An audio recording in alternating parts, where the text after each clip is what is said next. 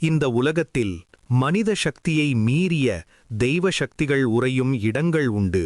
காலம் கடந்தும் கதை முடிந்தாலும் அருள் மட்டும் இன்றும் உயிருடன் துடிக்கும் தெய்வங்கள் உண்டு. அப்படிப்பட்ட ஒரு அதிசய தெய்வம்தான் வலங்கைமான் சீத்தாளதேவி, பாடைகட்டி மகா மாரியம்மன். தமிழ்நாட்டின் திருவாரூர் மாவட்டம் வலங்கைமான் அருகே மக்களின் பயம், நோய், துன்பம் எல்லாவற்றையும் ஒரே கணத்தில் கரைக்கும் தெய்வமாக வீற்றிருப்பவள்தான் சீத்தாளதேவி. இங்கு அவள் வழக்கமான அம்மன் அல்ல, மகா மாரியம்மனாக அவதரித்த சக்தி.